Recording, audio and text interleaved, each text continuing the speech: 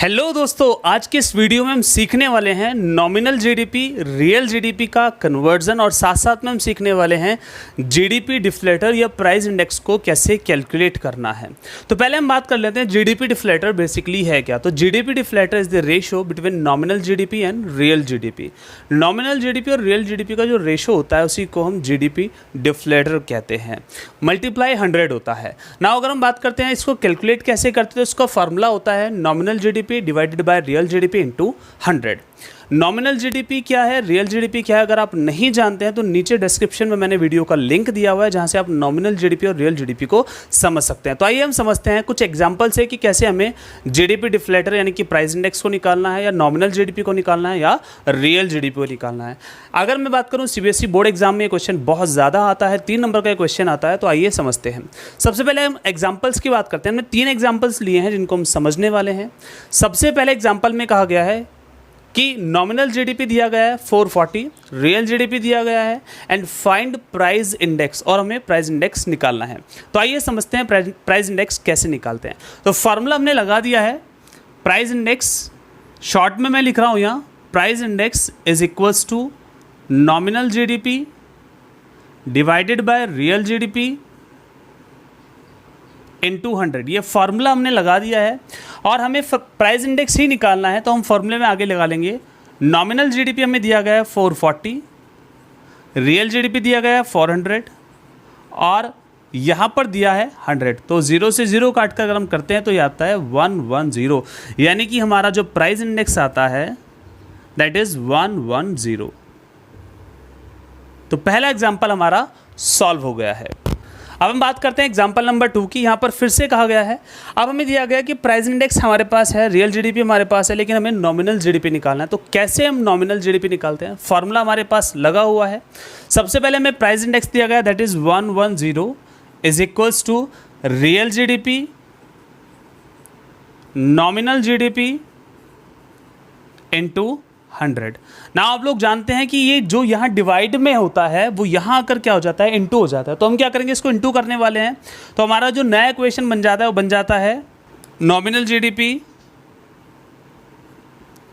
Is equals to 400 into 110 divided by 100। देखिए कैसे आया, 400 यहाँ इनटू हो जाएगा और 100 कहाँ जाएगा, डिवाइड में आ जाएगा। फिर से हम क्या वर्क कर देते हैं, दैट इज 440, यानी कि हमारे पास जो नॉमिनल जीडीपी आ जाता है दैट इज 440। आई होप आपको ये एग्जाम्पल भी क्लियर हो गया होगा। अब हम समझते हैं हमारा लास्ट एग्जाम्पल जिसमें हमें रियल जीडीपी फाइंड करना है। तो रियल जीडीपी के लिए हमें दिया गया है price index that is 110 is equals to nominal GDP दिया गया है 440 इंटू 100 एंड हमें फाइंड करना है रियल जीडीपी। तो रियल जीडीपी यहाँ डिवाइड में है, इधर आ जाएगा, और ये 110 डिवाइड में आ जाएगा। तो बनता आता है real GDP is equals to 440 into 100 divided by 110,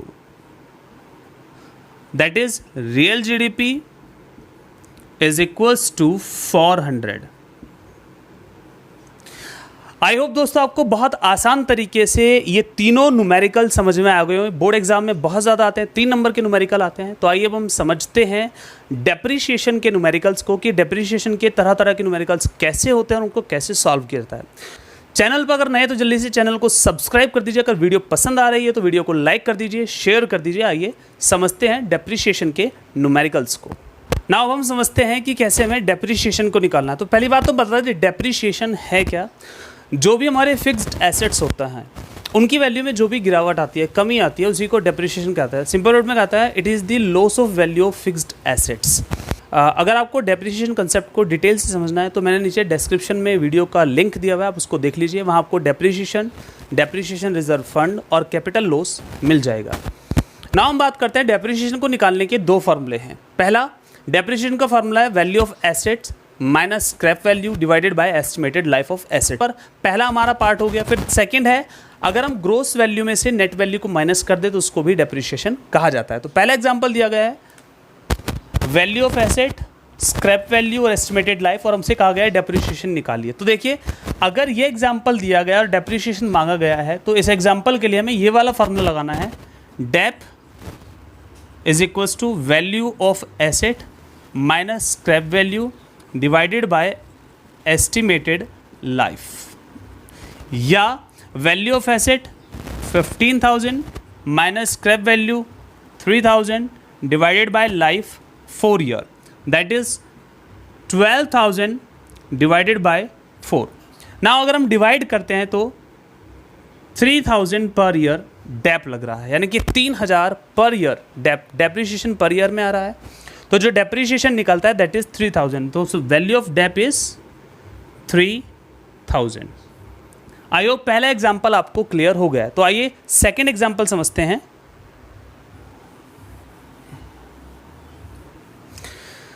second example में दिया गया है वैल्यू ऑफ एसेट और एस्टिमेटेड लाइफ, लेकिन अगर आप देखें तो इसमें स्क्रैप वैल्यू नहीं दी गई। कैसे निकालना है? Dep is equals to value of asset minus scrap value divided by estimated life. Value of asset हमें दिया गया है 10,000 और स्क्रैप वैल्यू नहीं दी गई है इसलिए 0, और एस्टिमेटेड लाइफ हमें दी गई है 5 ईयर्स, दैट इज डिवाइड करेंगे 2,000, तो डेप हमारा आ जाता है 2,000 पर ईयर। ठीक, नाउ एग्जाम्पल नंबर 3 पर चलते हैं। एग्जाम्पल नंबर 3 में अगर हम देखते हैं gross domestic product at market price और net domestic product at market price दिया गया है, तो ग्रोस और नेट का डिफरेंस भी डेप्रिसिएशन होता है। तो यहां पर अगर हम डेप निकालते हैं तो डेप बनता है GDP MP minus NDP MP is equals to 4,000 minus 3,950, that is 50। तो डेप हमारा निकल जाता है दैट इज 50।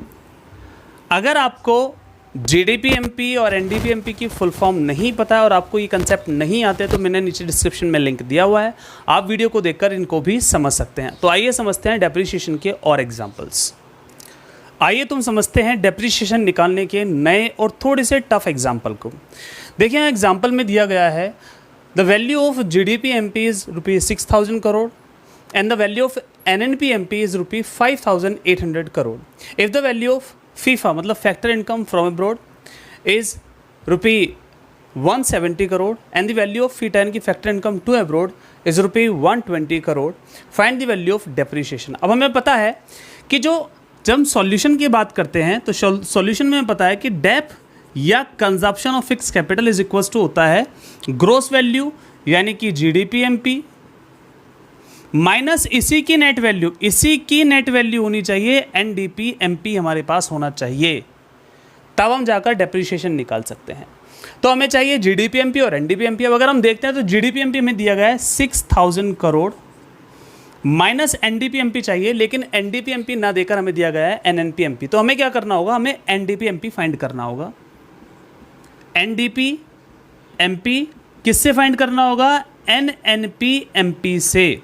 अब आप देखिए यहां एन कॉमन है, डोमेस्टिक और नेशनल कॉमन नहीं है, बाकी सब कुछ कॉमन है। तो नेशनल और डोमेस्टिक का डिफरेंस होता है NFIA, net factor income from abroad.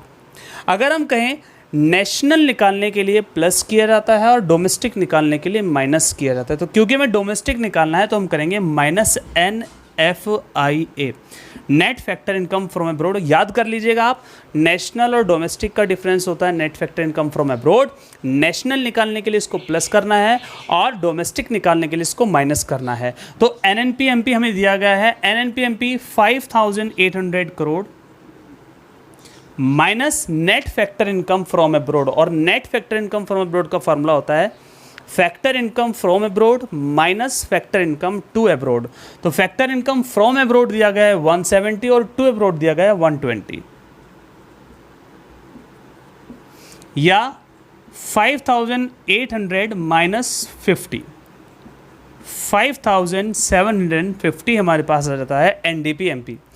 5,800 minus इन दोनों का डिफरेंस आता है 50 हमने यहाँ रखा, माइनस का क्या आता है 5,750, यहाँ कर देंगे माइनस 5,750, तो टोटल आ जाता है 250, that is depreciation. So the value of depreciation is 250 crore. आप लिख सकते हैं ₹250 करोड़. That is depreciation. तो आई होप आपको ये वाला एग्जाम्पल साफ साफ समझ में आ गया हो. एक और थोड़ा टफ एग्जाम्पल लेकर इसको समझते हैं. और देखिए हम लास्ट एग्जाम्पल समझने वाले हैं, ध्यान से समझिएगा. डेप्रीशिएशन को निकालने के लिए यहाँ पर दिया गया है gross domestic capital formation 4000, net domestic capital formation 3950. ये सबसे ज़्यादा आता है एग्जाम्पल. तो अगर हम निकालते हैं तो डेप बराबर क्या हो जाएगा? डेप बराबर हो जाएगा gross domestic capital formation minus net domestic capital formation. That mean to say 4000 minus 3950, that is 50. यानी कि डेप्रिसिएशन 50 आ जाएगा. बट अगर नेट डोमेस्टिक कैपिटल फॉर्मेशन ना दिया जाता, क्योंकि हमें पता है कि डेप्रिसिएशन का मतलब ही होता है ग्रोस माइनस नेट, बाकी सब कुछ कॉमन होना चाहिए. बाकी कॉमन था तो ग्रोस में से नेट माइनस कर दिया, आंसर आ गया. बट अगर नेट डोमेस्टिक ये ना दिया जाता और दिया जाता net domestic fixed capital formation, जो कि सबसे ज़्यादा आता है, तो हमें यहाँ से क्या करना पड़ता? हमें नेट डोमेस्टिक कैपिटल फॉर्मेशन निकालना पड़ता. और क्योंकि अगर कैपिटल फॉर्मेशन फिक्स्ड हो तो चेंज इन स्टॉक भी जोड़ा जाता है. तो अगर हम बात करें, हमें ग्रोस डोमेस्टिक कैपिटल फॉर्मेशन दिया गया है, अगर ये ना दिया जाए तो ये कैसे बनाएंगे? हम बनाएंगे net domestic capital formation is equals to net domestic fixed capital formation plus change in stock. और net domestic fixed capital formation कितना है? 3750 प्लस चेंज स्टॉक है 200, that is 3950. Again we are getting net domestic capital formation. याद रखना, जब भी capital formation की बात आती है तो अगर इससे पहले फिक्स्ड लिखा है तो आपको चेंज इन स्टॉक जोड़ना होगा. नेट और ग्रोस की बात बाद में है, ठीक है. तो अब हमारे पास NDCF निकल जाता है 3950. अगेन अगर हम बात करें तो ग्रोस डोमेस्टिक कैपिटल फॉर्मेशन दिया गया है minus net domestic capital formation आता है 3950. दोनों का डिफरेंस ले लीजिए, डेप्रिसिएशन निकल जाएगा. तो दोस्तों अगर वीडियो आपको पसंद है तो वीडियो को लाइक और शेयर जरूर करें. चैनल पर नहीं है तो चैनल को सब्सक्राइब कीजिए. आज की वीडियो में इतना ही. Thank you for watching.